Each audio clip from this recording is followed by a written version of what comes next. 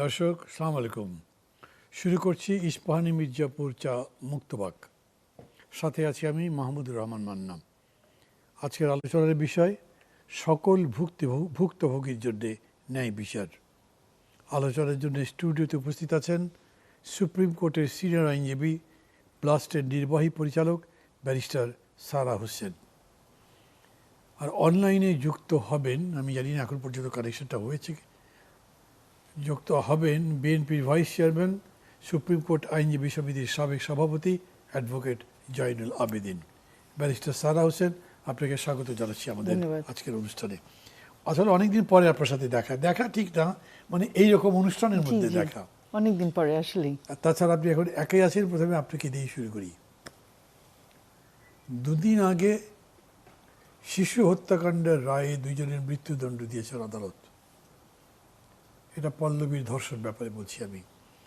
এই হত্যাকাণ্ড সারা দেশে ব্যাপকভাবে আলোচিত হয়েছিল, কিন্তু শুধুমাত্র গত মে মাসে ৮৩ জন নারী ও শিশু ধর্ষণের শিকার হয়েছেন, যাদের প্রায় ৭০% বয়স ১৮-র নিচে।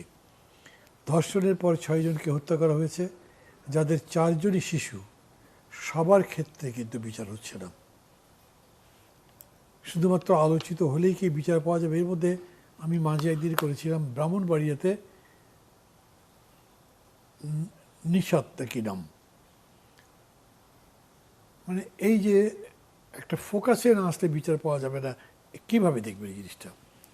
ওয়েল, একদিকে একটা পজিটিভ দিক আছে যে আমাদের সমাজে অনেকে বলছেন যে এই ধরনের ঘটনা ঘটছে সমাজের অবক্ষয়ের জন্যে, কিন্তু আমার মনে হচ্ছে অবক্ষয় এত দূরে যায়নি এখন পর্যন্ত যে আমাদের এরকম ভয়াবহ ঘটনাগুলো যে আমাদের বিবেককে আর নাড়া দেয় না, নাড়া ঠিকই দেয়। এবং দেশব্যাপী আমরা দেখেছি সবাই অনেকেই এটা নিয়ে সোচ্চার হয়েছেন, আওয়াজ তুলেছেন, এবং সেই কারণে কিছুটা হলেও রাষ্ট্রের পক্ষ থেকে আমরা দেখেছি একটা রেসপন্স এসছে। এবং সেই কারণে খুব দ্রুত গতিতে তদন্ত হলো, অতি দ্রুত গতিতে বিচার হলো এবং একটি রায় নেমেছে। অবশ্যই ওই বাচ্চাটির পরিবারের পক্ষ থেকে তার বাবা সন্তুষ্টি প্রকাশ করেছেন। তো আমরা অবশ্যই ওনার ক্ষেত্রে, ওনার পরিবারের ক্ষেত্রে, বাবা মা এবং ওনার পরিবারের অন্যজনের ক্ষেত্রে আমরা অবশ্যই সহানুভূতি, সংগতি জানাই। কিন্তু আপনি যে প্রশ্ন করছেন যে একটি ঘটনা আমরা এরকম দেখলাম, এখানে আমরা দেখছি সর্বোচ্চ প্রচেষ্টা করা হচ্ছে যে এই রায়ে যখন অ্যাপিল হবে, অ্যাপিলও দ্রুত গতিতে যাতে নিষ্পত্তি হয়। তো জাস্ট দুটো জিনিস একটু আমাদেরকে চিন্তায় ফেলছে। একটা হচ্ছে যে আপনি নিজেও অন্যায় অবিচারের শিকার হয়েছেন বলে আপনি আরো ভালো বুঝবেন যে অতি দ্রুত গতিতে কোনো কিছু শেষ করার চেষ্টা করা হলে সেখানে কিন্তু ল্যাপস থাকতে পারে এবং সেখানে অন্যায়ও হয়ে যেতে পারে। সবাইকে আমাদের, অন্তত আমাদের লিগাল সিস্টেমের যত সমস্যা থাকুক না কেন, এখানে প্রিন্সিপালটা হচ্ছে যে আপনি অভিযুক্ত হলেও আপনার নিজের ডিফেন্স দেওয়ার একটা সুযোগ থাকতে হবে এবং এখানে সেই সুযোগটা থাকা দরকার। সেটার জন্য অ্যাপিল যাতে সময় মতো যথেষ্ট সময় দেওয়া যায় অ্যাপিলের জন্য। আমি বলছি না যে বছরের পর ঝুলে থাকুক, অবশ্যই সেটার বিরোধিতা আমরা সবাই করছি যে মামলার জটের কারণে, অন্যান্য কারণে মামলার দীর্ঘসূত্রিতা অবশ্যই একটা বড় বাধা আমাদের বিচার ব্যবস্থা এবং আস্থাহীনতারও একটা কারণ। তো সেই ক্ষেত্রে অবশ্যই দ্রুত বিচার নিয়ে সবসময় সব দ্রুত বিচার নিয়ে যে আপত্তি করছি তাও না, কিন্তু আমাদের সতর্ক থাকতে হবে যে অতি দ্রুত বিচার যাতে না হয়। এবং আরেকটি বিষয় হচ্ছে যে একটি ঘটনা নিয়ে অনেক আওয়াজ তোলা হয়েছে, অনেক প্রতিবাদ হয়েছে, সেখানে একটা রেসপন্স এসছে। কিন্তু যেটা আপনি বললেন যে ৮৩টি ঘটনা একটি মাসের মধ্যে, তার মধ্যে ৪ জন শিশু সেখানে ভিকটিম হয়েছে, ওদের ক্ষেত্রেও একইভাবে না হলেও একইভাবে হয়তো আমরা চাই না অতি দ্রুত বিচার, কিন্তু তাদের সেই ব্যাপারে পর্যবেক্ষণ করা হচ্ছে কিনা, তদন্তের দিকে অ্যাগেন ক্লোজ মনিটরিং হচ্ছে কিনা, বিচারের জন্য প্রস্তুতি নেওয়া হচ্ছে কিনা, সেগুলো তো আমাদের জানা দরকার। এবং একটা জিনিস যদি হয় এই ঘটনার কারণেই, সবাই এটা যেহেতু এত আলোড়ন সৃষ্টি করেছে, এরপরে যদি আমরা সার্বিক সমস্যাটা সমাধান করার জন্য নামি, জাস্ট একটা ঘটনাকে একটা এক্সাম্পল হিসেবে না দেখিয়ে, তাহলে আমরা বুঝবো যে হ্যাঁ আমরা পরিবর্তনের দিকে যাচ্ছি। কিন্তু কেন এটা বলছি যে আমরা গত বছর অলমোস্ট সেম অবস্থা দেখেছিলাম। গত বছরের মার্চের দিকে আরেকটি ছোট শিশুকে নিয়ে এরকম একটি ঘটনা ঘটলো, ভয়াবহ একটি ধর্ষণ এবং হত্যাকাণ্ড, এবং তারপরে আসলে এত প্রতিবাদ হলো যে ওই সময় অন্তর্বর্তীকালীন সরকারি আইন তখন সংশোধন করেছে, আমাদের নারী শিশু নির্যাতন দমন আইন। এবং ইন্টারেস্টিংলি এটি একটি আইন যেটা বহাল রাখা হয়েছে, মানে এটা বাতিল করা হয়নি নির্বাচিত সরকারের সময়, অধ্যাদেশটাকে আইন আকারে রাখা হয়েছে। এখন বড় পরীক্ষা হচ্ছে যে এই আইন যে করা হলো, এই আইনটা ঠিকমতো প্রয়োগ হবে কিনা। গত বছর ইনফ্যাক্ট এই আইনটা নিয়ে আদৌ কোনো বিচারক বা পুলিশের কাউকে প্রশিক্ষণ দেওয়া হয়েছে কিনা সেটা তো আমরা অ্যাকচুয়ালি জানি না। এগুলো জানলে ভালো হতো, আর যদি না দেওয়া হয়ে থাকে এখনই যাতে এটা শুরু হতে পারে। কোনো একজন বিশিষ্ট ব্যক্তি বলেছেন যে ধর্ষণে আজ পর্যন্ত কারো মৃত্যুদণ্ড হয়েছে এরকম তিনি দেখেননি এই রায়টা হবার পরে। হ্যাঁ, এখন মৃত্যুদণ্ড সাথে আসলে আইনের কার্যকারিতার আই থিঙ্ক লিঙ্কটা না করলে ভালো হয়। কারণ মৃত্যুদণ্ড না দিলেও, মৃত্যুদণ্ড না দেওয়ার অনেক কারণ থাকতে পারে। যেমন একটা ধর্ষণের ঘটনার যদি আসলে একজন ঘটিয়ে থাকেন যিনি শিশু, তার ক্ষেত্রে তো মৃত্যুদণ্ড দিতেই পারবেন না, এটা আমাদের আইনে সম্পূর্ণ নিষিদ্ধ। আবার ওই ব্যক্তি যদি মানসিকভাবে অসুস্থ হয় সেখানে এটা অমানবিক হবে মৃত্যুদণ্ড দেওয়া। সো মৃত্যুদণ্ড দেওয়া অ্যাজ সাচ আই থিঙ্ক ওটা পরীক্ষা না যে আমাদের আইন ঠিক মতো বাস্তবায়ন হচ্ছে কিনা। এবং ওনার এই কথা থেকে আরেকটি কথা উঠে আসে যে আমরা আসলে কি হচ্ছে, ধর্ষণ বলেন বা অন্য ধরনের নারী শিশু নির্যাতনের ঘটনা যখন হচ্ছে সেগুলো নিয়ে বিচারিক প্রক্রিয়া কি হচ্ছে, কোথায় সফলতা অর্জন করা হচ্ছে সেটা আমরা অত বেশি দেখছি না। খালি যখন এই ধরনের ভয়াবহ ঘটনাগুলো ঘটে তখন আমরা সবাই মাঠে নেমে যাই, কিন্তু বাকি সময় ওরকম করে যেগুলো রুটিন ওয়ার্ক করা দরকার, ওই ভুক্তভোগীর পাশে দাঁড়ানো, তাকে সুরক্ষা দেওয়া, তদন্ত করা, বিভিন্ন ধরনের সাক্ষ্য ওখানে নিয়ে আসা, এখন তো অনেকভাবে করা যায়, ডিএনএ টেস্ট করা যায়, আপনার ফোরেনজিক ডিজিটাল তথ্যগুলো নিয়ে আসা যায়, এগুলো কতদূর করা হচ্ছে সেটা আমরা অত ক্লোজলি দেখছি না, সেটা করা খুবই প্রয়োজন। আপনি যেরকম করে বললেন তাতে কি এরকম করে আমি ধারণা করতে পারি যে বিচারটা আসলে অতি দ্রুত করা হয়েছে? আমি সেটা ল্যাপসের কথা যে বললেন একটা সম্ভাবনা তো থাকেই সেটা। জি, আমি আসলে মামলার রায়টা না পড়ি এবং ওটাকে আরো বিশ্লেষণ না করে ওটা বলতে পারছি না, কিন্তু আমার হচ্ছে যেহেতু আপিল হবে, আপিল যখন হয় তখন এই বিষয়গুলো বলার আশা করি সুযোগ থাকবে। ওখানে খুব ইম্পর্টেন্ট আই থিঙ্ক আমাদের সবার জন্য যে সেখানে অভিযুক্ত ব্যক্তির পক্ষেও যাতে শক্তিশালীভাবে লিগ্যাল ডিফেন্সটা দেওয়া হয়, মানে এটা এমন হওয়া উচিত না যে দেখানোর জন্য একটা বিচার হলো। আমি জানি না, আমি তো ধরেন এরকম রায় যেটা সংবাদপত্রে আসে, টিভিতে বলে সেটা দেখি, তারপরে যে বিস্তারিত লেখা হয় সেটা পড়বার সুযোগ আমাদের খুবই কম, আমি পড়িও না। বলতে পারেন খুব যে আগ্রহ আছে সেরকম। কিন্তু এখন একটা প্রশ্ন আমার মতো অনেকের মধ্যে হয়েছে, আপনি নিজে তো মানে শুধু আইনজীবী যে তারা একজন সমাজকর্মী বটে, শুধু ব্লাস্ট বলে না, মানে আমি দেখেছি এবং বাংলাদেশের মানুষ জানি যে বিশেষ বিশেষ সময় একটা অন্যায় যেটার সাথে আইনের প্রশ্ন জড়িত আছে বা নারীদের নির্যাতনের প্রশ্ন জড়িত আছে, আপনি এগিয়ে এসছেন। এইখানে আমি আপনাকে আর একটু ব্রডলি যদি একটা প্রশ্ন করি যে এই যে ফিচারটা এত শিশুদের ধর্ষণ এবং হত্যা এবং করছে যে তারাও শিশু অথবা শিশু থেকে বেরিয়ে সাবালক যে হয়েছে তাও বলা যাচ্ছে না, রিজন কি? হ্যাঁ, রিজনটা বোঝা খুবই মুশকিল। অ্যাজ আই সেড, অনেকের কাছে আমরা শুনছি যে সমাজের অবক্ষয়।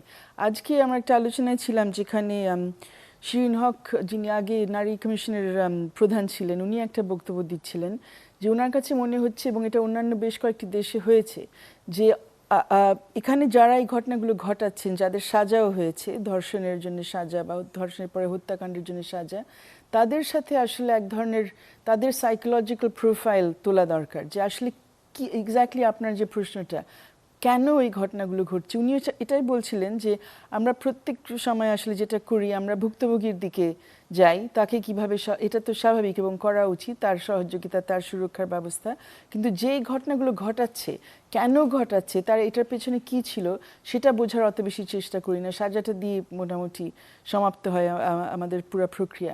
তো আই থিঙ্ক এটা খুবই দরকার, এবং বেশ কয়েকটি দেশে এরকম কাজ হয়েছে এবং সেখানে আমরা দেখেছি যে ওগুলো বুঝার কারণে, মানে ওই কারণগুলো বুঝার পরে সেখানে নানান ধরনের উদ্যোগ নেওয়া হয়েছে। যেমন আমাদের দেশে শুধু যে আমরা মানে বিচার করি, সাজা দিই, কিন্তু কেন এই ঘটনাগুলো ঘটে, নারীদের প্রতি যে একটি বিদ্বেষের ব্যাপারটা, এটা যে এত প্রচলিত এবং এত প্রকট, এটা উঠিয়ে ফেলার জন্য এটা শুধুমাত্র ঘটনা ঘটার পরে প্রতিবাদ করলে তো হবে না, এটার জন্য একদম প্রাথমিক পর্যায় থেকে আমাদের শিক্ষা এবং সংস্কৃতিতে পরিবর্তন আনতে হবে, সেরকম ব্যবস্থাগুলো আমাদের নেওয়া উচিত। অনেক দিন আগে আমি একটা আর্টিকেল পড়েছিলাম, আর্টিকেল মানে কি একটা ম্যাগাজিনের মধ্যে পড়েছি, একটা আমেরিকাতে একটা ঘটনা ঘটেছে, একটা স্কোয়ারে হঠাৎ করে সকালবেলা, এটা অনেকগুলো বছর আগে, সে 30-40 বছর আগের কথা, কিন্তু আমি এই ঘটনা আবার এই পল্লবীর ঘটনার পরে আমার মনে আসছে, পল্লবীর সাথে তো অনেকগুলো দেখছি সিরিজের মতো, জি, জি। মানে এটা কি মনে হচ্ছে যেন ওই একটা মানে লাইন করে কেউ এই একটা কাজের মধ্যে ঢুকে গেছে। তখন ওই স্টোরিটা আমার মনে পড়লো, আমি টিভিতে আরেকদিন বলেছিলাম। সকালবেলা করে হঠাৎ দেখা গেল যে ওই স্কোয়ারে দিয়ে যারাই যাচ্ছে গুলি আসছে কোত্থেকে, বলে 4-5 জন মারা গেছে, পুলিশ টুলিশ গেছে, কন্ট্রোল ছোটো যেরকম হয়। তার মধ্যে একটা টাওয়ারের উপরে একটা লোক দাঁড়িয়ে টেলিলেন্সের একটা গান দিয়ে গুলি করে লোক মেরে ফেলেছে। তাকে নামিয়ে আনা হলো, একটা বিচিত্র স্ট্রাইপ পরা ড্রেস। ও কোনো নিজেকে সারেন্ডার মানে পালাবারও চেষ্টা করলো না, কোনো বিকার নেই, বললো আমি গুলি করেছি, কেন দেখলাম কেমন লাগে। কেন করলে তুমি এরকম? বলো যে না এরকম করেছি কারণ আমার একটা এক্সপিরিয়েন্স করার দরকার। তো তাকে একটা ওই রেকটিফিকেশন বা রাইট। কারেকশন সেন্টারের মধ্যে দিয়েছে। তারপর দেখলো সে খুব বই পড়তে আগ্রহী, তার মধ্যে একটা স্টোরি পেল এরকম, তারও কয়েক বছর আগে এরকম একটা মার্ডার হয়েছে, দেখে তার মধ্যে বলেছে এটা করতে হবে। কপি ক্যাট, মানে ওটা নকল করার চেষ্টা করছে। হ্যাঁ, এটা নকল করার চেষ্টা করেছে। আমেরিকাতে এরকম হয় না অনেক মাঝে মাঝে, ক্রেজি সব কাজকর্ম করে। তো মানে কেন হয়েছে সেটা একটু বোঝার ব্যাপার। আমি মনে করি একটু সোশ্যাল অ্যানালিসিস ইত্যাদি হওয়া দরকার। খুবই রায়ের প্রয়োজন। মধ্যে কি এরকম থাকে কিছু? থাকতে পারে, এটা আমাদের পড়তে হবে, দেখতে হবে, কখনো কখনো থাকে। জি দর্শক, আমরা বলেছিলাম আগে যে আমাদের সঙ্গে যুক্ত হবেন বিএনপির ভাইস চেয়ারম্যান, সুপ্রিম কোর্ট আইনজীবী সমিতির সাবেক সভাপতি অ্যাডভোকেট জয়নুল আবেদিন এমপি। উনি আমাদের সঙ্গে যুক্ত হয়েছেন, তার সাথে কথা বলবো। জয়নুল ভাই, সালাম আলাইকুম। আমার কথা শুনতে পান? হ্যাঁ শুনতে পাই। সালাম আলাইকুম, ভালো আছেন? ওনার শুনতে অসুবিধা। শুনতে পাচ্ছেন? হ্যালো জয়নুল ভাই, শুনতে পাচ্ছেন আমার কথা? মনে হচ্ছে না। জি, আমি কোনো কথা শুনতে পাই না। হ্যাঁ, আমি আপনার সাথে আসি শেষ পর্যন্ত। যে কথাটা বলছিলাম, মানে দেখুন বিএনপি, আমি ওনাকে হয়তো প্রচার করতাম, রাষ্ট্র ক্ষমতায় আছে। 83 ঘটনার কতগুলো রাষ্ট্র পল্লবীর ঘটনার মতো করে ডিল করেছে মনে করেন আপনি? ইনফ্যাক্ট একটাও তো না বোধহয়। না, সম্ভবত একটাও না, এবং সেই তথ্যগুলো আমার মনে হয় সামনে আসা উচিত। এখন একটা সুযোগ আছে, যদি আমরা কানেক্টেড হতে পারি। পারবেন? হ্যাঁ, যে বিশেষ করে আমার মনে হয় সংসদ থেকে একটা খুব বড় একটা উদ্যোগ এই সময় নেওয়া সম্ভব, যে সংসদীয় একটা কমিটির মাধ্যমে যদি একটু তদন্ত করা হয় যে আসলে ধর্ষণের ঘটনায় কি ধরনের ব্যবস্থা নেওয়া হয়। আমাদের তো প্রাতিষ্ঠানিক বিভিন্ন ব্যবস্থা রয়েছে, পুলিশের মাধ্যমে, স্বাস্থ্য মন্ত্রণালয়ের মাধ্যমে, অবশ্যই আইন মন্ত্রণালয়ের মাধ্যমে আইন সহায়তা দেওয়া ইত্যাদি।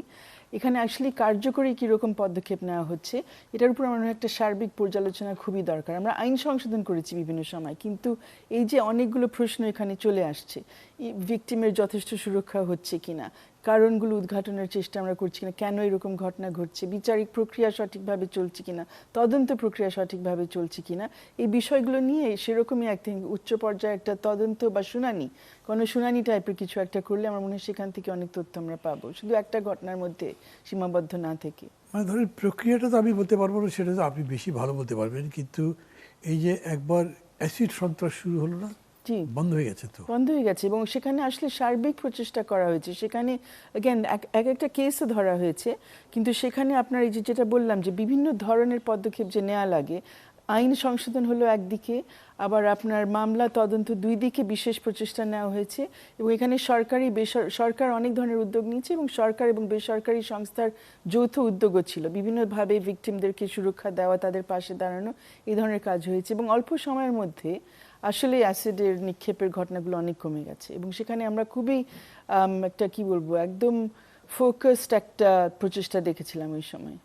আমার কাছে মনে হচ্ছে যে গভর্নমেন্ট সেই ধরনের ফোকাসড বা স্টার্ন অ্যাকশন নেওয়ার দিকে যাচ্ছে। যাওয়ার সুযোগ আছে এখন, যেহেতু এটা নিয়ে এত আলোড়ন সৃষ্টি হয়েছে এবং তারা রেসপন্স করছেন একটা কেসের ক্ষেত্রে। আমার মনে হয় এটার ভিত্তি কিন্তু ওইটাই আমার মনে হচ্ছে যে শুধুমাত্র উপর থেকে নির্দেশনা না দেওয়া যে বিচার কিভাবে হবে, বিচারিক প্রক্রিয়া বিচার ব্যবস্থার জন্য ছেড়ে দেওয়া উচিত, কিন্তু অবশ্যই তদন্তের দিকে এবং যারা প্রসিকিউশন, যেটা যেটা নির্বাহী বিভাগের যে দায়িত্ব, সেই জায়গাগুলোতে তারা যদি জোরটা দেন, সেখানে যদি কাজটা করেন, এবং অফকোর্স ভিকটিমের সুরক্ষার ব্যবস্থা, এটাও তো রাষ্ট্রের দায়িত্ব, এই জায়গাগুলো যদি তারা দেখেন, বিচার ব্যবস্থা বিচারের ব্যাপারটা দেখুক, তাহলে আমার মনে হচ্ছে যে আমরা অনেকটা অগ্রসর হতে পারবো। বোঝা যায় আপনি বিচারের লোক বা আইনের লোক বিচার ব্যবস্থার উপরে খুব বেশি ভরসা করছেন, নির্ভর করছেন। করা আশা উচিত রাখছি, আমাদের, আশা রাখছি আমাদের অন্তত। আমাদের যাওয়া উচিত সেখানে। কিন্তু মানে এমনিতে তাহলে আদালত কিন্তু আমাদের বহু প্রশ্ন আছে, মানুষের প্রশ্ন আছে। এত বড় যে আন্দোলন হলো, সেখানে খুব বড় একটা প্রশ্ন ছিল আদালত ব্যবস্থা বা বিচার ব্যবস্থার সার্বিক সংস্কার। কোনো পরিবর্তন দেখছেন এখন বিচার ব্যবস্থার মধ্যে? একটা কঠিন প্রশ্ন। যে জায়গাটাতে আমরা মানে ভেঙে ভেঙেও আমি বলতে পারি আপনাকে, কিন্তু সাধারণভাবে যদি বলেন তারপরে অন্য বছরে যাব। মানে যেমন ধরে আমি যদি আপনাকে বলি, বহু বছরের দাবি বিচার বিভাগের স্বাধীনতা। বিএনপিও বিচার বিভাগের স্বাধীনতার কথা বলে এসছে বহু বছর ধরে। তাদের যে দাবিগুলো ছিল 31 দফার 9 নম্বর দফায় পরিষ্কার উল্লেখ আছে, কিন্তু অন্তর্বর্তীকালীন সরকারের সময় জারি করা সুপ্রিম কোর্ট সচিবালয় এবং বিচারক নিয়োগের অধ্যাদেশ বাতিলিত হয়ে গেছে। জি, এবং আজকে অবশ্যই আরেকটি ব্যাপার হয়েছে, আরেকটি বড় ডেভেলপমেন্ট, যে হাইকোর্টের যে রায়টি ছিল সেটা এবং যে নির্দেশনাগুলো ছিল সেগুলো আজকে আবার স্থগিত করা হয়েছে, স্টে করা হয়েছে। তো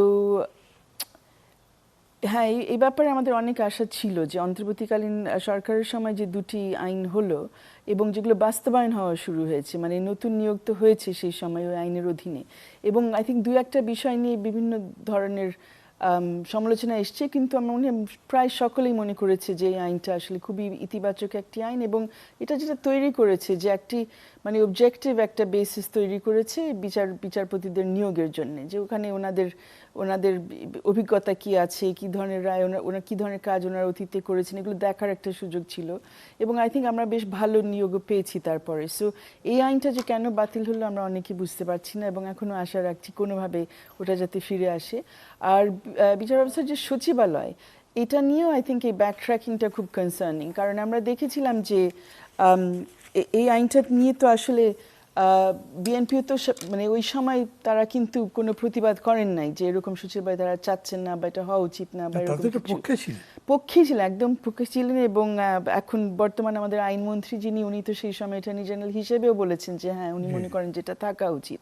এবং শুধু তা না, এই আইনটা হওয়ার পরে আইনটা প্রয়োগ করার জন্য তো ব্যবস্থাও হয়েছে, মানে সেখানে একটা খাত তৈরি করা হয়েছে, সেখানে বিভিন্ন জনকে ওখানে জনবল ওখানে রাখার ব্যবস্থা হয়েছে, তাদেরকে নিয়োগও দেওয়া হয়েছে, কাজও শুরু করেছে। এবং এই স্থগিতাদেশ আজকে আসলো, কিন্তু স্থগিতাদেশ আসার আগ থেকে কিন্তু এটাকে অচল করার একটা চেষ্টা করা হয়েছে, যেটা ইন এ সেন্স কোর্টের প্রতিও এক ধরনের অবমাননা আসলে। এবং শুধু কোর্টের প্রতি অবমাননা, সবার যে একটা যৌথ আকাঙ্ক্ষা ছিল যে এখানে এই পরিবর্তনটা আসবে, যেটার জন্য আমরা আসলে 50 বছর অপেক্ষা করেছি যে এটা হয়ে যাবে, এখানে আমরা আসলে পিছপা হতে চাচ্ছি না। এবং এখনো আমি আশা রাখছি যে বিষয়টা এখন বিচার ব্যবস্থার সামনেই, আমাদের সুপ্রিম কোর্টের সামনেই প্রশ্নটা আছে, আমাদের দেখতে হবে, সেখানে তর্ক বিতর্ক হবে, ওনারা কোন দিকে এটা নিয়ে যান। সো দুটো সুযোগ, এখন সুপ্রিম কোর্টের মাধ্যমে এক ধরনের আবার নির্দেশনা আসতে পারে, আর সংসদ আর সুপ্রিম কোর্ট এখানে একটা কনসিস্টেন্ট পজিশনে আসবে, নাকি এখানে আমরা আবার সংঘাত দেখবো যে ওনারা একটা সিদ্ধান্ত দিচ্ছেন আবার সংসদ অন্য জায়গায় চলে যাচ্ছে। এটা ভবিষ্যতের কয়েকটা দিনের মধ্যেই তো পরিষ্কার হবে আমাদের সামনে। এই জায়গাটা একটু পরিষ্কার করবেন, মানে সংসদের সাথে বিচার বিভাগের মানে সুপ্রিম কোর্টের সামনে যেহেতু এই কেসটা গেছে, এখন অ্যাপিলটা গেছে ওই হাইকোর্টের রায়ের বিরুদ্ধে, আজকে ওনারা স্থগিতাদেশ দিয়েছেন সেটা ঠিক, কিন্তু এটা একটা অন্তর্বর্তীকালীন আদেশ, এখন তো পরিপূর্ণভাবে ওখানে শুনানি হবে, দুই পক্ষের পক্ষে এখন তর্ক বিতর্ক করা হবে। আজকে একটা একদম ইন্টারিম বা অন্তর্বর্তীকালীন একটা অবস্থা, তো যখন সেইটা হয়, যখন দুই পক্ষের যুক্তিতর্ক সেখানে উপস্থাপন হবে, তারপরে তো সুপ্রিম কোর্ট একটি চূড়ান্ত রায় দিবেন। এখন সেই রায় দুদিকে যেতে পারে, ওনারা বলতে পারেন যে হাইকোর্টের যে আদেশ সচিবালয় করা হোক, সেটা ওনারা যদি বহাল রাখেন, তখন তো সরকারের সিদ্ধান্ত নিতে হবে যে তারা সুপ্রিম কোর্টের রায়টা মানবেন কিনা, নাকি তারা বিপরীত কোনো সিদ্ধান্ত নেবেন। এটা তো তাদের পক্ষে সম্ভব যে সুপ্রিম কোর্টের রায়টা না মেনে তারা অন্য ডিসিশন নেবেন, যে না আরেকটা আইন করে আবার বলবেন যেটা লাগবে না। সেটা তো আমাদের সামনে, এই পুরা প্রক্রিয়াটা কিভাবে যাবে সেটা আমরা এখনো বলতে পারছি না। মানে আমরা তো ধরেন সাধারণ মানুষ, আমরা বিচার বিভাগের বিষয়টা এত বুঝি না, কিন্তু সাধারণভাবে যেমন আমার অ্যাপিল বিভাগে যেতে হয়েছে, আমাকে চেম্বার আদালতে যেতে হয়েছে, আর কোর্ট আদালত তো করতেই হয়েছে, বুঝতে পারছি, কয়েকবার জেল খেটেছি। তো কীরকম হয়, যেমন জামিন হয়েছে কিন্তু আমাকে ছাড়ছে না, গেলাম, অ্যাপিল করলাম, এই অ্যাপিলের হিয়ারিং 24 ঘন্টার মধ্যে হয়ে রায় হয়ে যেতে পারে। এইটার জন্য এত সময় নেওয়া হলো কেন? অনেকেই আজকে আমাকে বলেছেন দিস উইল বি শেলভড, এটা আর কখনো আসবে না সামনে। আমি জানি না এটা কি, মানে কোনটা ঠিক হবে, কিন্তু এটা কি সম্ভব ছিল যে সুপ্রিম কোর্ট এটা কুইকলি একটা ডিসপোজ অফ করতে পারতেন? বিকজ এটা তো নতুন কোনো ঘটনা, এটা তো সবাই জানে। জি, এই সচিবালয়ের ব্যাপারটা বলছেন। জি। হ্যাঁ, অবশ্যই এটা তো, এটা কিন্তু এটা আপনি যে এক্সাম্পলটা দিলেন যে জামিনের ব্যাপার, দুইটা তো একটু ভিন্ন ব্যাপার। জামিনের বিষয়ে অবশ্যই বিলম্ব হওয়া উচিত না, অনেক সময় হয় এবং সেটা খুব দুঃখজনক না, এটা খুবই হতাশাজনক একটা ব্যাপার। বাট এই বিষয়টা একটু ভিন্ন। এখানে তো আমাদের পুরা মানে একটা বড় সাংবিধানিক প্রশ্ন এখানে জড়িত, বিচার ব্যবস্থার স্বাধীনতার প্রশ্ন এখানে জড়িত। তো অবশ্যই আমাদের আশা থাকবে যে এই প্রশ্নটা বিচার আমাদের উচ্চতর আদালত, আমাদের সুপ্রিম কোর্টের সামনে, অ্যাপেলেট ডিভিশনের সামনে, এটার একটা, এখানে অবশ্যই তাদের একটা ধারণা আমাদেরকে দিতে হবে তারা কোন দিকে রায়টা দিবেন আলটিমেটলি। এবং এটা না করে তো আর করার সুযোগ নাই। মানে যদি অ্যাপিলটা না হতো, যদি হাইকোর্ট থেকে শেষ হয়ে যেত, সেটা এক ধরনের কথা, কিন্তু এখানে তো অ্যাপিল আসছে। একটা প্রশ্ন ওনাদের সামনে উত্থাপিত হয়েছে যে ওনারা আসলে হাইকোর্টের ওই রায়টা বহাল রাখবেন কিনা, সচিবালয় তৈরি করার ব্যাপারে, স্থাপন করার ব্যাপারে যে নির্দেশনা দেওয়া হয়েছিল সেটা ওনারা টিকিয়ে রাখবেন কিনা। এবং এর মধ্যে আমরা যেটা দেখেছি এই 50 বছরে সুপ্রিম কোর্টের স্বাধীনতা নিশ্চিত করানোর জন্য যে বিভিন্ন ধরনের মাজদার হোসেনের মামলা থেকে যে উদ্যোগগুলো নেওয়া হয়েছে, বিভিন্ন মাজদার হোসেনের মামলা, ইদ্রিসুর রহমানের মামলা, একটা পুরো সিরিজ অফ উদ্যোগগুলো আছে যেগুলো নেওয়া হয়েছে। মামলা তো এখন কোনো ইয়ে নেই, কার্যকরিতা নেই। না, কিন্তু ওটার মাধ্যমে তো এই সেপারেশনের ব্যবস্থাগুলো হলো। জি। পরবর্তীতে আরো অনেক মামলাগুলো সেখানে হয়েছে, কিন্তু আমরা সেখানেই দেখেছি যে সুপ্রিম কোর্ট নিজেই কিন্তু নিজের স্বাধীনতা রক্ষা করার জন্য কিন্তু তারা কিন্তু অবস্থান নিয়েছেন বিভিন্ন সময়। সো এটা তো আমাদের, আমি এখন এটা নিয়ে বেশি কমেন্ট করছি না যেহেতু মামলাটা তো এই মুহূর্তে অ্যাপেলেট ডিভিশনের সামনে, কিন্তু আই থিঙ্ক সেই জন্য আমি বলছি যে আমাদের দেখতে হবে যে ফাইনাল রেজাল্টটা কি হয়, একটা পসিবিলিটি আছে। Thank you. দর্শক, ইস্পাহানি চা মুক্তবাকে এখন একটা বিরতি দিচ্ছি, আমাদের সঙ্গেই থাকুন। দর্শক, আবার ফিরে এলাম ইস্পাহানি মির্জাপুর চা মুক্তবাকে। আলোচনা করছি সকল ভুক্তভোগীদের জন্য ন্যায় বিচার। আলোচনা করতে করতে আমরা এসে পৌঁছেছি সুপ্রিম কোর্টের অথবা বিচার বিভাগের স্বাধীনতার প্রশ্নে। সারা হোসেন, আপনার কাছে আমি প্রশ্ন করতে চাইছি, এই যে বিষয়টা আপনি তুললেন বা আমি আপনাকে জানতে চাইলাম, এই কন্ট্রাডিকশনটা কি? যখন এই ব্যাপারে প্রশ্ন করা হয়েছিল বিএনপি নেতাদেরকে যে আপনারা তো অ্যাগ্রি করেছেন যে আপনারা বিচার বিভাগের স্বাধীনতা দেবেন, তো বিচারালয়, সচিবালয়, আদালত করে দিলে অসুবিধা কী? ওনারা তখন একটা কথা বলেছিলেন যে এর মধ্যে, মানে এর ফর্মালি বলেন নাই, কথার মধ্যে বলছেন যে এক্সিকিউটিভ একটা সুপ্রিমেসি তো থাকতে হবে। এখন সুপ্রিমেসির কি ব্যাপার নাকি, ধরেন আমি যেরকম করে বুঝি, আমি আপনাকে সেরকম করে বলি, কোনটা সুপ্রিম এটা আসলে প্রশ্ন না। কারণ এই রিলেশনটাকে আমি আমার মতো করে বুঝি ডায়ালেকট্রিক্যাল, ডান দিক। মানে কোনো সময় বিচার বিভাগ সুপ্রিম হতে পারে, কোনো সময় এক্সিকিউটিভ সুপ্রিম হতে পারে। মানে যেরকম হয়েছে না যে আমরা একটা অ্যামেন্ডমেন্ট বাতিল করে দিলাম, কোর্ট বাতিল করলো, তখন তারা তো সুপ্রিম, তখন পার্লামেন্টও সুপ্রিম নয়। ঠিক এরকম করে যেমন পাকিস্তানের বিচারপতি বোধহয় ইফতেখার, উনি তাদের গভর্নমেন্টকে বাতিল করে দিয়েছিলেন এবং সেটা ফিরে আসতে পারেনি। তারপরে তারা তখন একটা পার্মানেন্টলি এক্সিকিউটিভই বড় থাকবে, এটা যদি হয় তাইলে তো আপনার বিচার বিভাগের স্বাধীনতা কোনোদিন হবে না। তাই তো। এবং আমি যতদূর মানে সামান্য বুদ্ধিতে বলছি, বাট গণতন্ত্রের একটা তো বেসিস হচ্ছে যে আপনার 3 বিভাগের পৃথকীকরণের ব্যবস্থা থাকতে হবে। সো সেখানে বিচার বিভাগ তার কাজ করবে, নির্বাহী বিভাগ তার, আর সংসদের মাধ্যমে আইন প্রণয়ন ইত্যাদি হবে। তো বিচার বিভাগের উপরে দায়িত্ব ন্যস্ত করা হয়েছে আমাদের সংবিধান অনুযায়ী, যে সংবিধানের ব্যাখ্যা তারাই দেবেন। এবং সংবিধানে তো এই বিষয়টা রয়েছে যে বিচার বিভাগের স্বাধীনতা নিশ্চিত করা হবে। তো সেইটার ব্যাখ্যা তো দিবেন সুপ্রিম কোর্ট, এবং ব্যাখ্যাটা তারা দিয়েছেন যে স্বাধীন করতে হলে, স্বতন্ত্র করতে হলে বিচার বিভাগকে, তখন তার পুরা ব্যবস্থাগুলো আলাদা রাখা দরকার। কারণ এটা না থাকলে যেটা হচ্ছে, অধস্তন আদালতের বিভিন্ন বিষয়, নিয়োগ প্রক্রিয়া, আপনার প্রমোশন, ট্রান্সফার, সব কিছু এগুলো কিন্তু বিচার বিভাগের অধীনে থাকছে না, থাকছে নির্বাহী বিভাগের কাছে। এবং এটা আমাদের 50 বছর পরে এইসব ব্যাখ্যাগুলো আবার নতুন করে দেওয়া উচিত আসলে না। কারণ যারা এখন ক্ষমতায় আছেন তারা তো এগুলো, এই ঘটনাগুলোর শিকার হয়েছেন অতীতে, তারা দেখেছেন তাদের বেলায়, তাদের নেতাদের বেলায়, নেতা নেত্রীদের বেলায় যখন কোনো অধস্তন আদালত অন্য কোনো, মানে তাদের পক্ষে কোনো অর্ডার দিয়েছে, কখনো কখনো সেই জজ, সেই বিচারককে ম্যাজিস্ট্রেটকে ঢাকার বাইরে অনেক দূরে ট্রান্সফার করে দেওয়া হয়েছে, তার বিরুদ্ধে কোনো ব্যবস্থা নেওয়া হয়েছে। সো এই যে বিচার ব্যবস্থাকে ব্যবহার করা রাজনৈতিক স্বার্থে, এটা শুধু বাংলাদেশে না, এটা আমাদের পুরো উপমহাদেশে অন্যান্য দেশেও আমরা দেখেছি। তো সেটা তো সবার জানা যে সেই কারণেই কিন্তু আমাদের পৃথকীকরণ দরকার। ইনশোর করতে হবে যে বিচার ব্যবস্থা নিজের মতো চলতে পারে, কোনো ধরনের রাজনৈতিক হাতিয়ার হিসেবে যাতে ব্যবহৃত না হয়, এটার জন্যই প্রয়োজন এবং এই জন্যই এই ব্যবস্থাগুলো রাখা হয়েছে। এখন এখান থেকে ফিরে আসা মানে যে ওই পৃথকীকরণ না চাওয়ার একটাই মাত্র কারণ হতে পারে যে রাজনৈতিক নিয়ন্ত্রণ, বা রাজনৈতিক নিয়ন্ত্রণ না, বিচার ব্যবস্থার উপরে নিয়ন্ত্রণ নিজের কাছে রাখার একটা চেষ্টা।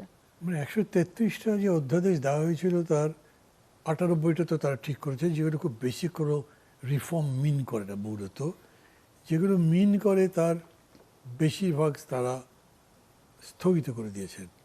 আর যে 4টা আছে তার মধ্যে বেশিরভাগের এগুলো যেগুলো বাতিলই করে দিয়েছে, মানে এগুলো করবেন না। আর ওগুলো বলছে যে ওগুলো তারা রেকটিফাই করবেন, আরও সুন্দর করবেন, করে সামনের দিকে নিয়ে আসবেন।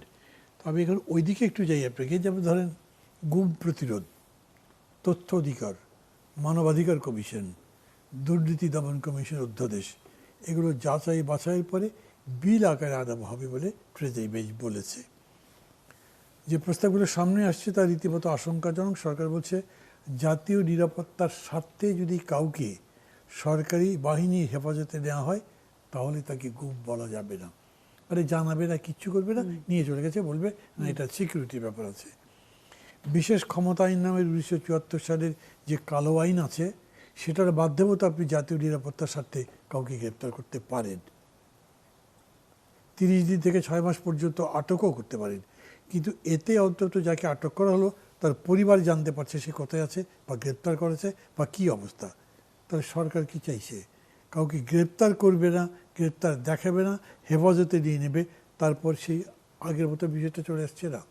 সব মিলে বলবেন, আমি একটা জোরে যদিও শেষের দিকে বললাম, সব মিলে আপনার কাছে জানতে চাই। জি নিশ্চয়ই। প্রথমে আসি বিশেষ ক্ষমতা আইনের ব্যাপারে। এটা তো 74 সনে পাশ করা একটা বিশেষ পরিস্থিতিতে, এবং এটার অনেক অপব্যবহার আমরা দেখেছি অনেক বছর, ওই সময় থেকেই শুরু করে এখনো যদি আপনি আইনের রিপোর্টগুলো ঘাটাঘাটি করেন আপনি দেখবেন যে 74 সনের পরে কতগুলো রায় নেমেছে আমাদের আদালত থেকে যে এরকম আটকাদেশগুলো, বিশেষ ক্ষমতা আইনের দেওয়া আটকাদেশগুলো সম্পূর্ণ বেআইনিভাবে দেওয়া হয়েছে। এবং 90-এর দশকে আমরা কিছুটা ব্যবহার দেখেছি, তারপর মোটামুটি এরশাদের আমল পর্যন্ত আমরা অনেকটা দেখেছিলাম, তারপর অনেকটা কমে গেছে। পরে আমরা দেখেছি আটক আদেশ সেভাবে দেওয়া হতো না, 90-এর দশক থেকে অন্যভাবে আটক মানে কাউকে তুলে নিয়ে যাওয়া হতো। এবং গত অন্তর্বর্তীকালীন সরকারের সময় আমরা দেখলাম বিএনপির যে 31 দফা আসলো সেখানে কিন্তু স্পষ্ট লেখা যে বিশেষ ক্ষমতা আইনটাকে বাতিল করা হবে। অন্তর্বর্তীকালীন সরকারের আমলে দুর্ভাগ্যবশত আমরা দেখলাম যে আইনের সবচেয়ে বেশি ব্যবহার হয়েছে গত 10 বছর। ইভেন আওয়ামী লীগ আমলেও কিন্তু আইনের ব্যবহারটা আমরা দেখি নাই সেভাবে, একটা দুইটা বিচ্ছিন্ন ঘটনা থাকতে পারে, আদারওয়াইজ ইউজ হয় নাই, কিন্তু নিয়মিত ইউজ হয়েছে গত 2 বছরে।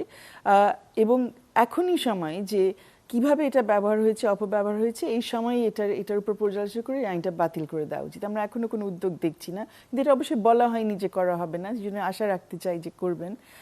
বাট অন্য যে আইনগুলোর কথা বললেন সেখানে মানবাধিকার কমিশনের ব্যাপারে একটি নতুন খসড়া ইতিমধ্যে তৈরি হয়েছে, সেটা দেখারও সুযোগ হয়েছে। মানবাধিকার কমিশনের উপরে এমনিতেই ওই যে ওটা কি সিটিজেন্স প্ল্যাটফর্ম বা কি একটা করেছিলেন দীপকরা, ওই ইয়েতে আপনি তো জি জি, গিয়েছিলেন, ওটা আমি নিয়ে ওনারা গিয়েছিলাম। একটা আলোচনাও করেছিলেন। হ্যাঁ, ওইটা বোধহয় করেছিলেন ঠিক নির্বাচনের পর।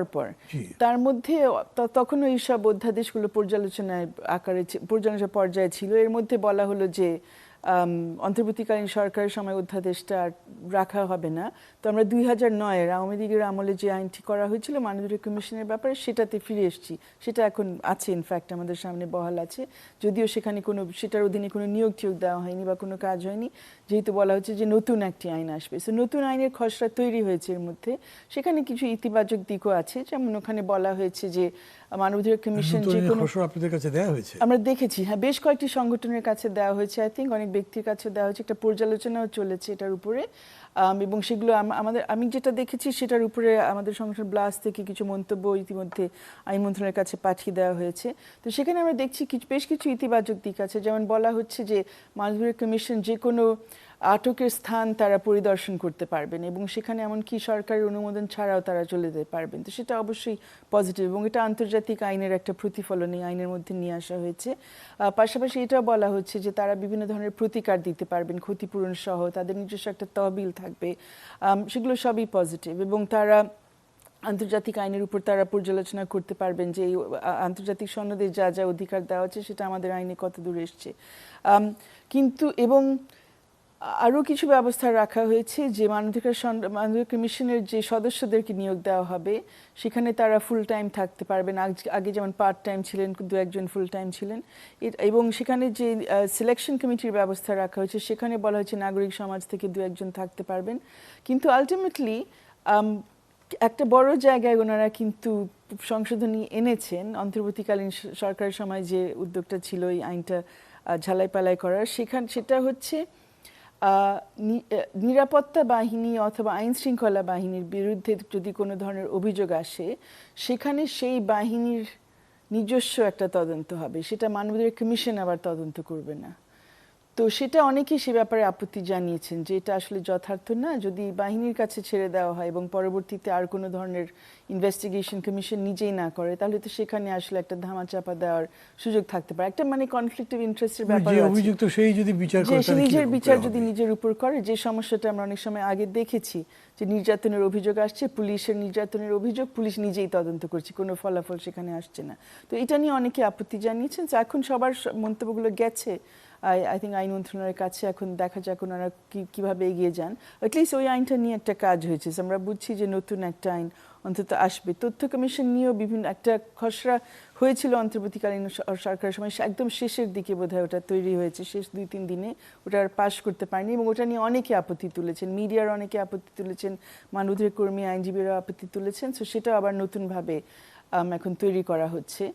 তো সেটা এক পর্যায়ে হয়ে যাবে আশা করছি। আমার মনে হচ্ছে যেটা আমাদের দরকার এখন যে একদম পারফেক্ট আইন না করে এমন একটা আইন যদি করা যায় যেটা নিয়ে আমরা মোটামুটি চলতে পারি।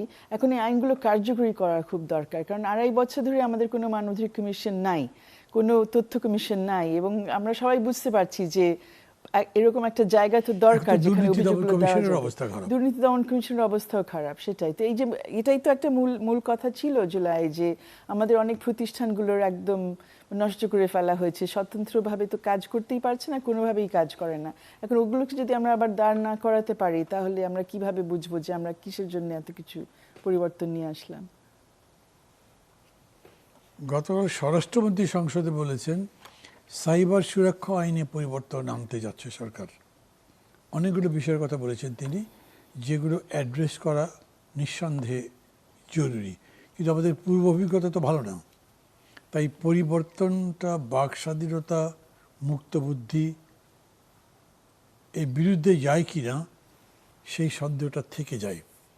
মানে কী ধরনের পরিবর্তন, যেহেতু আমি দেখলাম যে এই গুম প্রতিরোধ বলবো যেগুলো হচ্ছে তার উপরে দেখেছেন, এরকম কোনো ড্রাফট আপনাদের কাছে আসেনি। উনি গতকালকে বলেছেন পরিবর্তন করা হবে, কিছু জানেন এর উপরে? আমি সরাসরি দেখিনি এখনো, কিন্তু কিছু কিছু পড়ছিলাম বিভিন্ন জন যা যা বলছেন।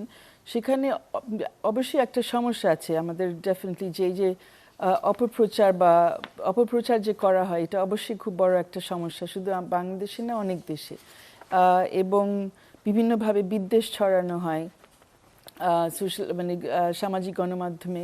এটাও খুব বড় একটা ঝুঁকি আমাদের দেশের জন্য, অন্যান্য দেশের জন্য যেমন। কিন্তু যখন আইন সংশোধনের কথা আসছে তখন আমাদের খুব সতর্ক হতে হবে যে অতীতে আমাদের যা অভিজ্ঞতা হয়েছে, আপনার নিশ্চয়ই মনে আছে ডিজিটাল নিরাপত্তা আইন বা তথ্য প্রযুক্তি আইনের যেরকম অপব্যবহার হতো, সেখানে তো সেই ক্ষমতা দেওয়া হয়েছিল আইন শৃঙ্খলা বাহিনীকে যে তারা বিনা পরোয়ানায় কাউকে তুলে নিয়ে যেতে পারবে কোনো একটা অভিযোগের ভিত্তিতে। এবং আমরা অসংখ্য উদাহরণ দেখেছি যে একটা বক্তব্য দেওয়ার জন্যে, বা ইভেন বক্তব্য কেউ দেয়ও নাই, মনে করা হয়েছে বা অভিযোগ করা হয়েছে সে কোনো বক্তব্য দিয়েছে। এমনও একটা ঘটনা ছিল, আপনার হয়তো মনে আছে, চিটাগং ইউনিভার্সিটির একজন শিক্ষক, ওনাকে তুলে নেওয়া হলো কারণ উনি ওনার ফেসবুকে পোস্ট দিয়েছিলেন হাসিনাকে মনে করা হয়েছিল শেখ হাসিনার নাম, এবং মনে করা হয়েছে যে ওনার কোনোভাবে অবমাননা করা হচ্ছে, ওনাকেই তখন তুলে নিয়ে আটক করা হলো।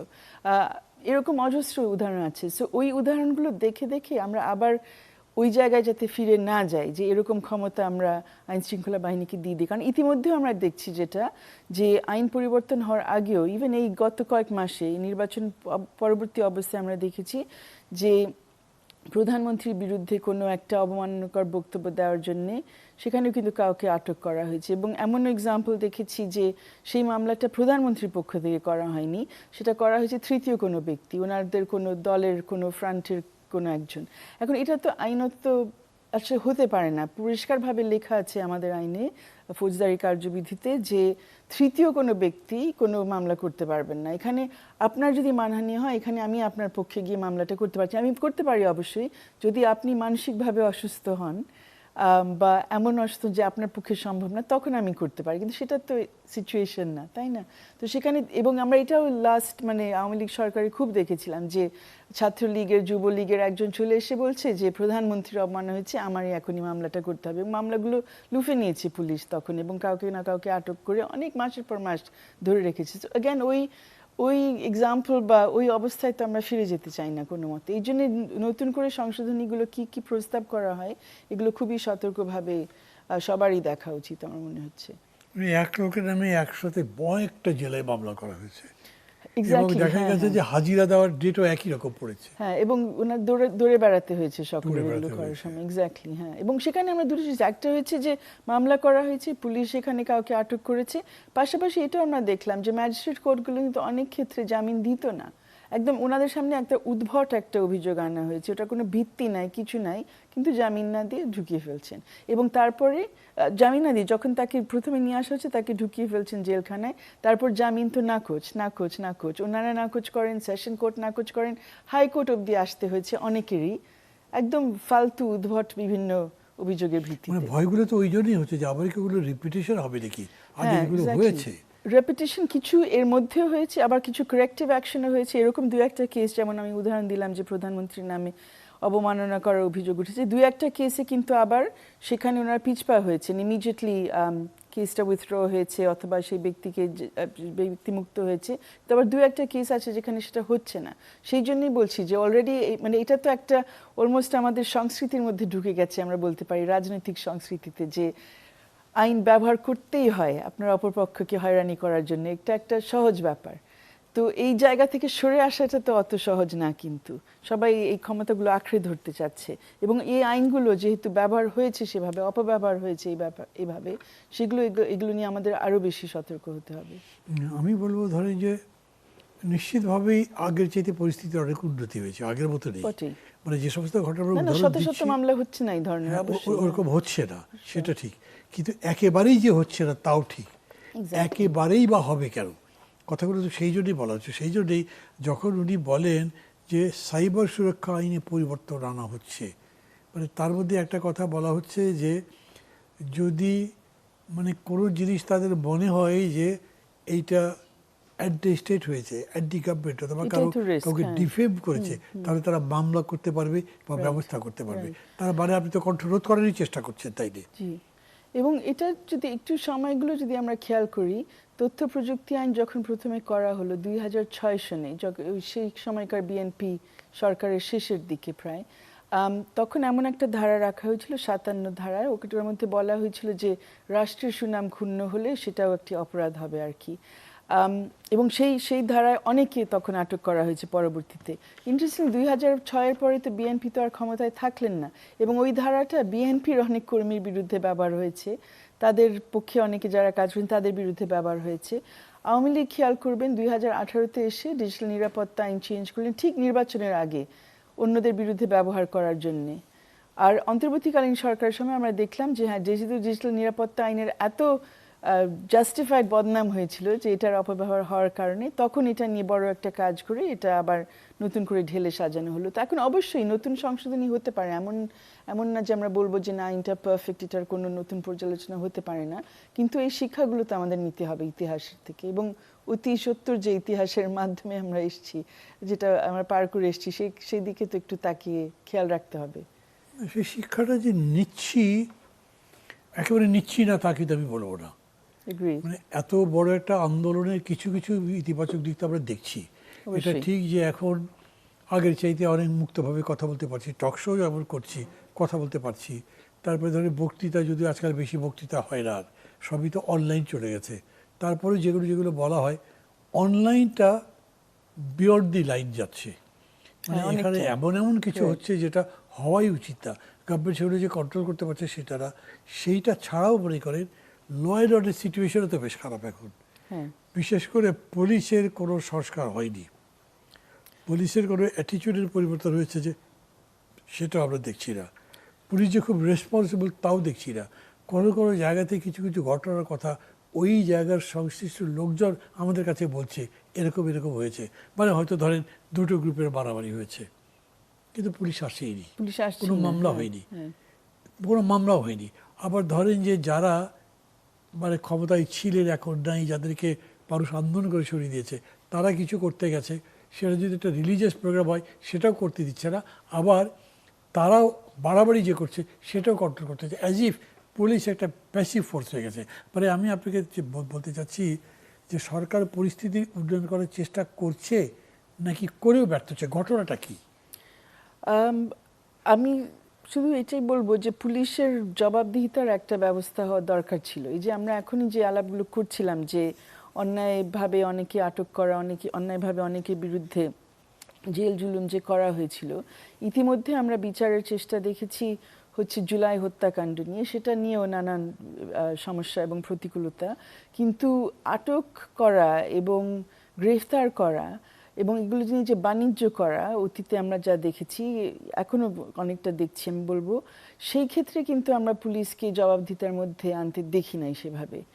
আপনিও যে ঘটনা ফেস করেছিলেন, ২৬ মাস আপনি ভেতরে ছিলেন, যারা এই ঘটনাগুলো ঘটেছে কাউকে কি এখন পর্যন্ত কাঠগড়ায় দাঁড় না, করানো পুলিশ গেছে? তো যায়নি তো। মানুষের তো মানুষের মতোই ব্যবহার করে না তখন। কিন্তু সেটার জন্য পরে আবার কিছু হয় না, কারো কোনো পরিণতি হয় না। পুলিশ ইভেন আমরা বলছি, একটা তো হলো যে তাদেরকে কাঠগড়ায় দাঁড় করিয়ে একদম ফৌজদারি মানে আইনের মাধ্যমে তাদের একটা সাজা টাজা দেওয়া এই ধরনের অন্যায় করার জন্য, সেটা হয়নি।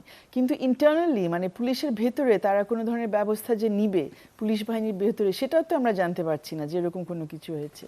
তো কোনো ব্যবস্থাই হয়নি যতদূর বুঝতে পারছি। হাজার হাজার মানুষকে আটক করা হয়েছিল জুলাইয়ে, সেটার জন্য কোনো ব্যবস্থা হয়নি। মাঝখানে অনেকজনকে আটক করা হয়েছে, অনেকে বেআইনিভাবে বলবো মিথ্যা অভিযোগের ভিত্তিতে। এর আগেও ব্যারিস্টার জয়নুল আবেদিন আমাদেরকে জয়েন করতে পারেননি, কিন্তু উনি এবং আরও অনেক নেতাকর্মী যারা বিএনপির, তারাও তো মাসের পর মাস এরকম জেল খেটেছে। জেল জুলুম খেটেছে, জেল খেটেছেন। শত শত মামলার হয়তো কেউ কেউ শিকার হয়েছে, শত শত নাহলে ১০০-র বেশি মামলা অনেকেই শিকার হয়েছেন, সেগুলোর জন্য ৪০০ ব্যবস্থা নেওয়া পর্যন্ত হয়নি। মামলা ছিল কোনো কোনো বিএনপি নেতার নামে। সেটাই তো। তারপরে যারা এগুলো করেছেন ওনারা তো পুরো পার পেয়ে গেছেন, কেউ কেউ এখনো আছেন বিভিন্নভাবে বাহিনীর মধ্যে, তাদের বিরুদ্ধে কিছু মানে হয়নি যে এবং সবশেষে একটা দেখেন ওরা খুলনাতে একজন যে নাকি বেনজিরের রাইট হ্যান্ড ছিল, উনি ভালো উনি ওখানে অবস্থায় ছিলেন, বহাল কিন্তু তবিয়তে তার এখন পানিশমেন্ট কি হলো, তাকে আপনি চেঞ্জ করে ওই ডিভিশন থেকে রংপুর আরেক ডিভিশনে জায়গায়, দিলেন। সেটাই। What is the what difference? Is the difference? Exactly, কোনো ডিফারেন্স। এবং ইন্টারেস্টিংলি আই রিমেম্বার অন্তর্বর্তীকালীন সরকারের সময় আমরা এক পর্যায়ে এটা নিয়ে কথা বলছিলাম যে একজনের পক্ষে আমরা জানতে চাচ্ছিলাম যে কি করে আমরা ব্যবস্থা নিব সেই ইনফ্যাক্ট পুলিশ অফিসারের বিরুদ্ধে। তখন পুলিশের বেশ উচ্চ পর্যায় থেকে আমাদেরকে বোঝানো হলো যে আপনারা কেন এগুলো করতে চান, আপনারা খালি মামলা প্রত্যাহার করেন, সেখানেই শেষ করে ফেলেন। কারণ আসলে পুলিশের তো এখানে দায়িত্ব নাই, তাকে কেউ নির্দেশ দিয়েছে, সেটা ঠিক আছে, কিন্তু ওনার বিরুদ্ধে ব্যবস্থা নিলে উনি হয়তো তখন বলবেন ওনাকে কে নির্দেশ দিয়েছে, তার বিরুদ্ধেও তখন ব্যবস্থা নেওয়া সম্ভব। সবাই যে পার পেয়ে যাবে এটা হলে তো কোনোদিনই আমরা পরিবর্তন দেখবো না। দেখেন, আমরা তো ভুক্তভোগী অনেকে আমরা জানি, আমি জানি ব্যক্তিগতভাবে, যেখানে পুলিশের বেশি ইন্টারেস্ট কাজ করেছে, পুলিশ ইচ্ছা করে করেছে, যদ্দূর বলা হয়নি তাও করেছে। মানে তাদেরকে সব ওই বেছে বেছে এখন শাস্তি দিতে হবে সেরকম বলছি না, কিন্তু পুলিশের সামগ্রিক একটা চেঞ্জের ব্যাপারটা তাদের করা ছিল।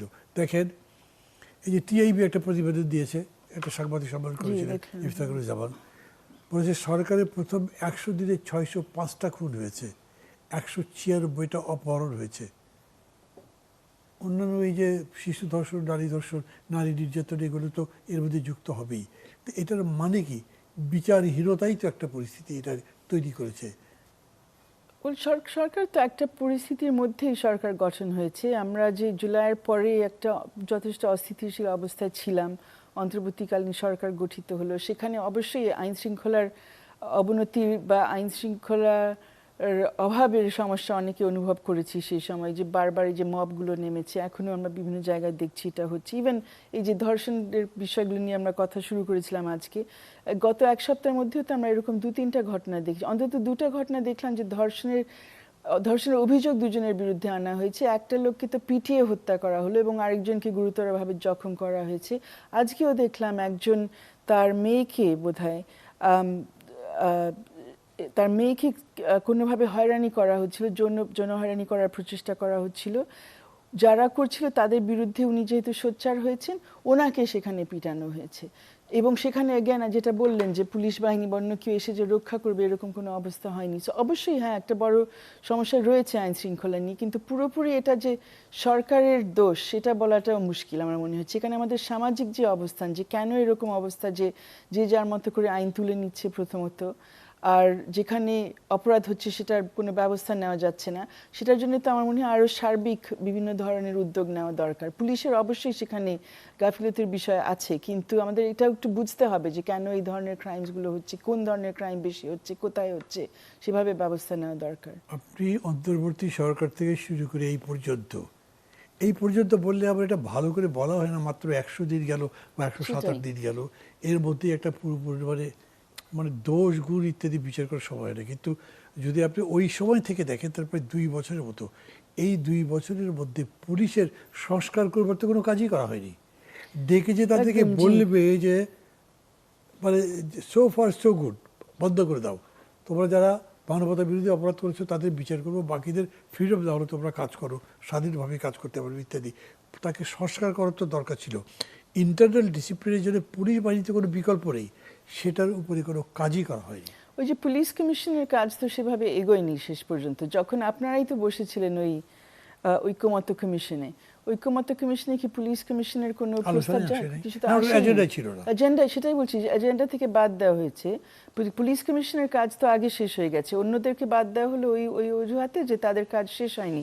শ্রম আইনের বিষয় আপনার সামনে আসেনি, নারী অধিকারের বিষয় আপনার সামনে আসেনি, কিন্তু পুলিশ কমিশনের বিষয়গুলো তো আসতে পারতো। তো ডিসিশন নেওয়া হলো যে আসবে না। জি, অ্যাডভোকেট জয়নুল আবেদিন তো আমাদের সাথে আসতে পারেননি, তারপরে কথা বলতে বলতে কিন্তু আমাদের সময় প্রায় শেষ হয়ে গেছে। কিন্তু শেষে একটা প্রশ্ন আমি আপনাকে করতে চাই, বিষয় এটা মানে খুব সারা দেশ এখন তোলপাড় করছে, এটা হচ্ছে বাংলাদেশ সীমান্ত পুশিদ। মানে ওখানে যিনি এখন মুখ্যমন্ত্রী পশ্চিমবঙ্গে, উনি তো মনে করেন যে গাজার মতো অবস্থা করে ফেলবেন বাংলাদেশকে। বক্তৃতা করেছেন, বলছে কয়েকটা ড্রোন পাঠালেই যথেষ্ট হয়ে যাবে, এবং এখন যেরকম করে রেগুলার পুশ করার চেষ্টা করছে, এবং কীরকম অমানবিক অবস্থা চলছে যে ওইখানে নো ম্যানস ল্যান্ডে যারা সব আছে, ওটা কোনো মানবেতর জীবন, ওটাও তো মানে ভুক্তভোগী বলেন বা যারা কষ্ট পাচ্ছে তাদের কথা বলেন, মানবতা বিরোধী একটা তৎপরতা। কি করা যেতে পারে? প্রথমত এটা স্বীকার করা উচিত আমাদের যে এটা খুবই অমানবিক একটা পরিস্থিতি, এবং এখানে যারা এই ঘটনার শিকার হচ্ছেন তাদের পক্ষে অবশ্যই ব্যবস্থা নিতে হবে, যাতে এইভাবে তো তারা থাকতে পারেন না খোলা আকাশের নিচে। বৃদ্ধ ব্যক্তিরা ওখানে আছেন, ছোট বাচ্চারাও সেখানে আছেন। তো এখানে আমরা জানি ভারতের বিরুদ্ধে এরকম, ভারতের ভেতরে এরকম অনেক, শুধু আমাদের সীমান্তে না, বিভিন্ন জায়গায় বিভিন্ন প্রদেশেও কিন্তু নানান ধরনের চাপ প্রয়োগ করা হচ্ছে যে যাদেরকে মুসলমান হিসেবে পরিচিত করা, বাংলাদেশি মুসলমান হিসেবে পরিচিত করে তাদেরকে বের করে দেওয়া। অনেকে কিন্তু বাংলাদেশি না, তারা ভারতীয়, কিন্তু তাদের হয়তো কাগজপত্র নেই। অনেকের আমাদের দেশেও তো সেরকম পরিচয়পত্র অন্যান্য জিনিস হাতে থাকে না, তারা ইজিলি মানে নিজেদেরকে পরিচয় দিতে পারে না, প্রমাণ করতে পারে না যে তারা কোন দেশি। বিশেষ করে সীমান্ত এলাকায় যারা বসবাস করেছেন তাদের তো এগুলো আরও বেশি একটা সমস্যা থাকে। এমন হতেও পারে যে কেউ কেউ বাংলাদেশি, এটা যে অসম্ভব তাও না, কারণ এই সীমান্ত এলাকায় তো অনেক এদিক মানে কেউ যায় ওদিকে, কেউ আসে, দিকে যাতায়াত হয়, পরিবারগুলো আছে বিভিন্ন দিকে, ব্যবসা বাণিজ্য হয়। কিন্তু কথা হচ্ছে এইভাবে তো কোনো সমস্যার সমাধান হতে পারে না। জোর করে কোনো কথাবার্তা না বলে, কোনো মিনিমাম কোনো ন্যূনতম আইনগত প্রতিকার বা অধিকারের ব্যবস্থা সেখানে না করে, যা হচ্ছে নিঃসন্দেহে অন্যায় হচ্ছে। এবং এখানে অফকোর্স দুই রাষ্ট্রের মধ্যে একটা এটার সমাধান নিয়ে আসা উচিত, কথাগুলো বলা উচিত। এটা যে একটা সমস্যা বাংলাদেশের জন্য এটা অবশ্যই সেখানে বলা উচিত। এবং আমার মনে হচ্ছে যে আমরা যেমন দেখলাম যে রোহিঙ্গাদেরকে যখন জোর করে বের করা হলো মিয়ানমার থেকে, তখন তো বাংলাদেশ একটা খুব ভালো একটা অবস্থান নিয়েছে। কিন্তু এখানে প্রশ্ন হচ্ছে যে যাদেরকে জোর করে বের করে দেওয়া হচ্ছে তারা তো অনেকেই আবার ভারতের নাগরিক। এখন আমরা যদি বলি যে না তোমরা বাংলাদেশে সবাই চলে আসো, সেটাও তো ঠিক হবে না। যারা ভারতীয় নাগরিক তারা তখন তাদের নাগরিকত্ব অস্বীকার করা হচ্ছে ভারতের পক্ষ থেকে, তারা যদি যেটা বলে যে সম্পূর্ণভাবে এখানে অন্যায়। বাংলাদেশি নাগরিক আমাদের এখানে জোর করে আছে, তার ডকুমেন্ট আছে, তো এক্সচেঞ্জ হতেই পারে। সেটা তো ওদের বুঝতে লোকও হবে আমাদের কে, এখানে হ্যাঁ আছে বুঝতে এরকম। হবে কে কার। এবং আমরা তো এখন তো সীমান্তে একটা ভয়াবহ ধরনের পরিস্থিতি দেখছি। বাট আরেকটা যেটা নর্মাল টাইমে চলে, যে বাংলাদেশি অনেক নাগরিক এরকম কারণেই মানে বিনা ডকুমেন্টসে তারা চলে গেছেন, আটক হন ভারতে। আর ভারতীয় নাগরিকরাও বাংলাদেশে বিভিন্ন সময় আটক হচ্ছেন, হয়তো মাছ ধরতে এসে আমাদের সমুদ্রের দিকে চলে এসছে। কিন্তু সেখানে কিন্তু একটা ব্যবস্থা থাকে, ওনাদের পরিচয় ঠিকঠাক করে আইডেন্টিফিকেশন করে তারপর কিন্তু প্রত্যাবর্তনের ব্যবস্থা করা হয়।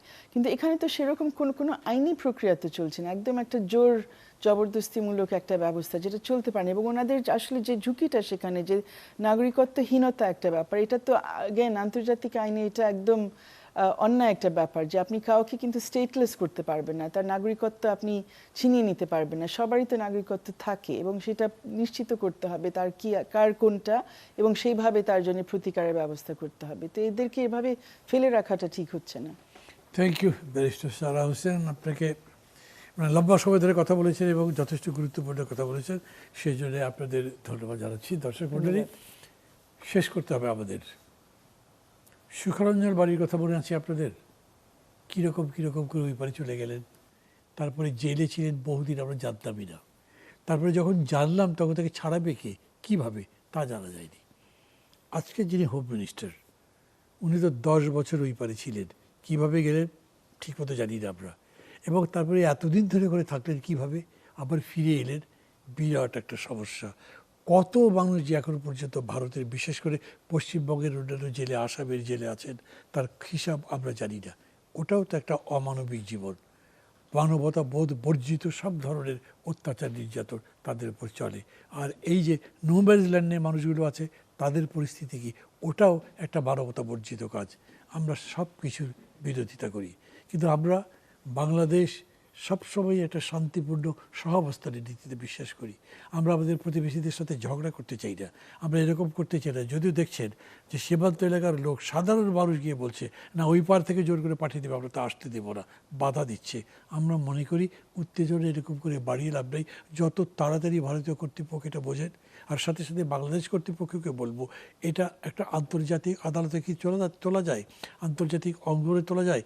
এই পরিস্থিতির মোকাবেলা করবার জন্য খুবই শান্তভাবে, ঠান্ডা মাথায়, ডিপ্লোম্যাটিক্যালি যাতে ওভারকাম করা যায়, আমাদের সবার সেই চেষ্টা করতে হবে। একটা ভালো দেশ গড়তে চাই আমরা, এই জন্যে দেশের মধ্যেও সেই রকম একটা পরিবেশ করতে চাই, যেই পরিবেশ আমাদের শিশুদের নিরাপত্তা দেবে, নারীদের নিরাপত্তা দেবে, সামগ্রিকভাবে আমাদের জীবনকে সুখদ করবে, সুগম করবে। আসুন আমরা তার পক্ষে লড়ি, সেই লক্ষ্যে সবাই ঐক্যবদ্ধ হই। ভালো থাকবেন সবাই, খোদা হাফেজ।